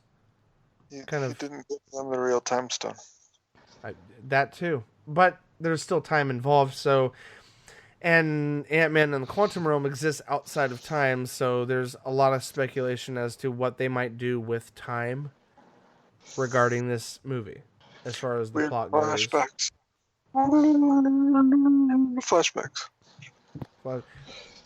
Could be. I'm all sorts confused right now. Let's well, continue. The theories are going long in the tooth, guys. We're gonna have to. I actually wanted to get more in depth what the buyout means. It's where we started with it, wasn't it? Yeah. So, question, Nick. Even though that was the proposed introduction to this topic, do you want to make this a 3-hour episode just about the buyout? No. Can you to wrap things up for this segment, can you give us some perspectives that don't open up a whole nother... We'll hold back. We'll hold back and save it for another episode. It's not a can of worms. It's more of the actual real-life effects of what this is going to do. They're expecting anywhere from 4,000 to 10,000 people to be fired. 4,000 is the rough estimate I hear most commonly. 4,000. It's a lot of people. Move forward, Nick. Move forward. 4,000 this year. 4,000 plus.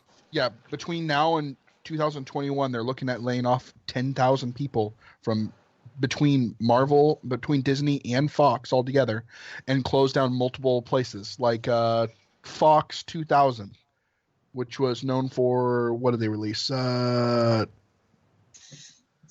you talking about Searchlight? No, Fox 2000. They released stuff like what was it? Devil Wears Prada, Hidden Figures, stuff like that. It's a division of film. Yeah, is what you're saying. Mostly known for embracing filmmakers to make what they want to make instead of. Yeah. Okay. And the actual people that work for Disney and Fox they're not happy about this merger. They know that people are going to get cut, and they're worried their friends are going to be cut. The people they've worked with for years are going to be cut because of this merger, and they're not being forthright to their people.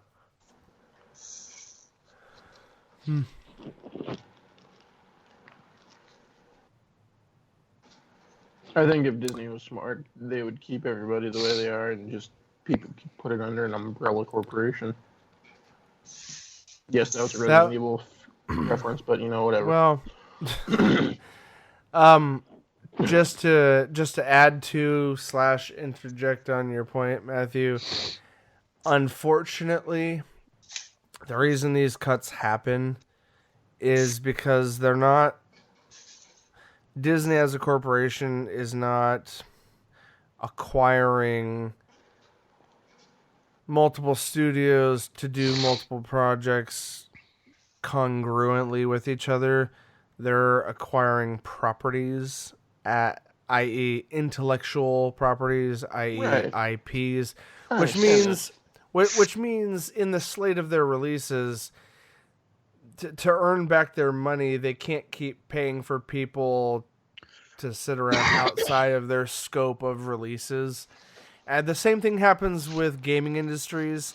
Activision cut 800 people last year. Just at the end of last year, they cut 800 people, and their stocks dipped way down because of it.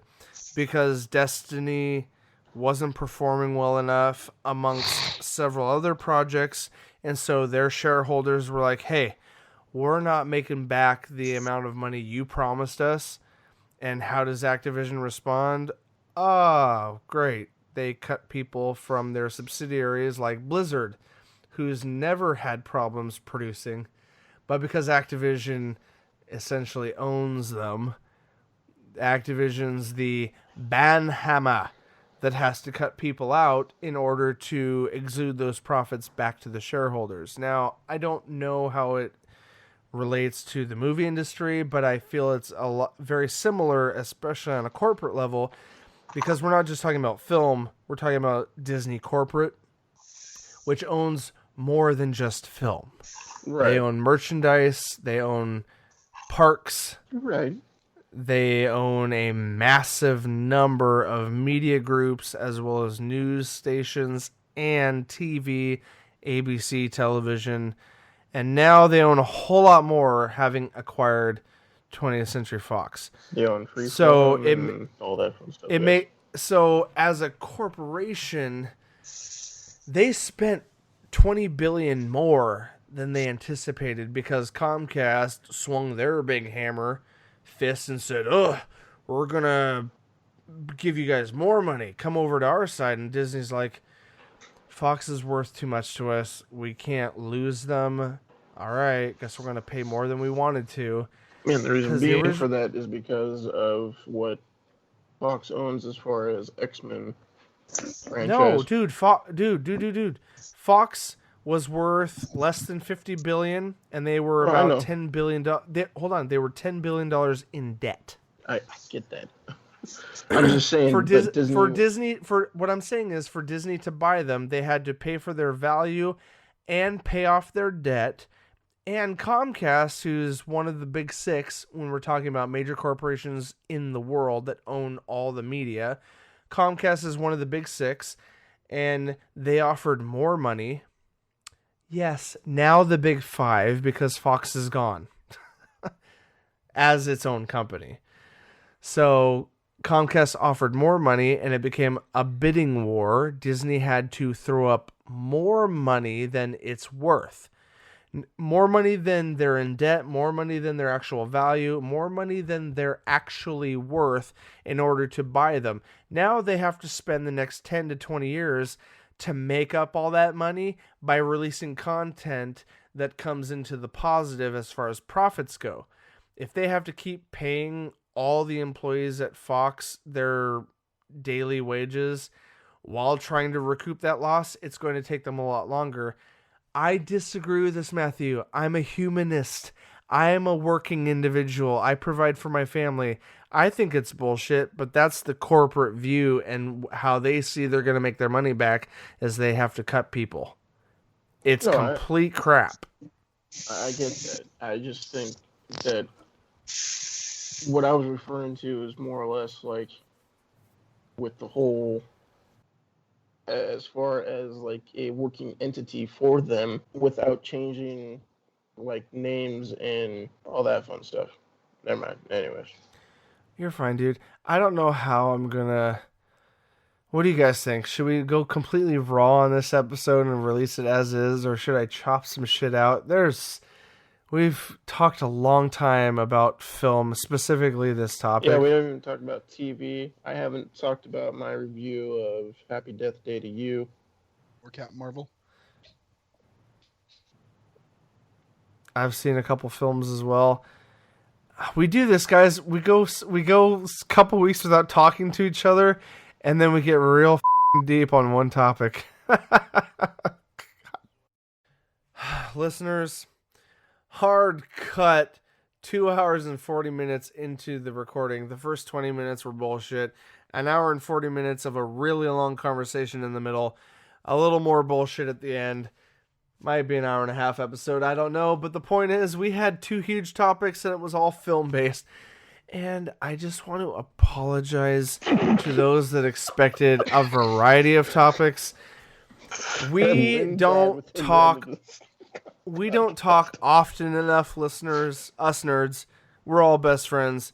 We got a little heated in the middle of that conversation. I apologize if I sounded like an asshole.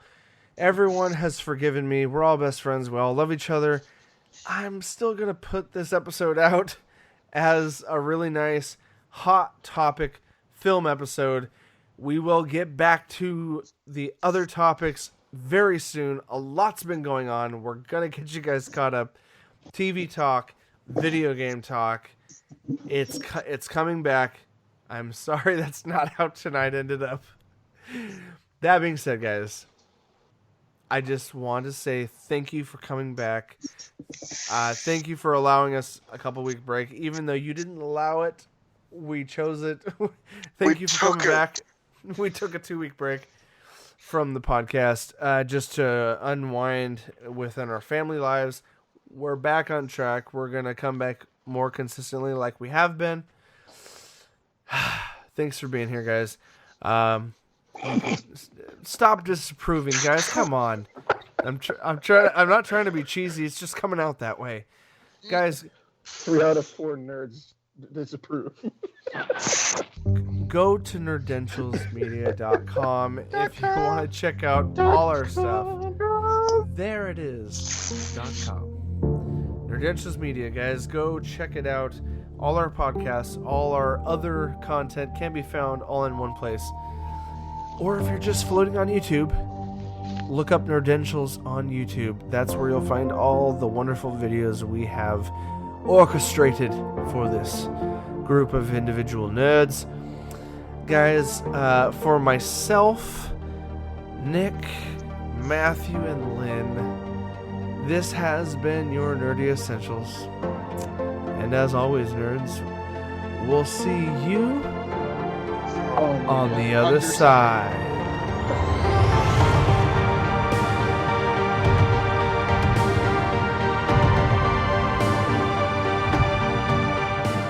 Crap was that? That was so close. You paused. Lynn didn't even come in. Lynn hold on. died. Well, Lynn died. I paused extra, and Matthew, you came in perfectly because as soon as you came in, I was just going to go with you.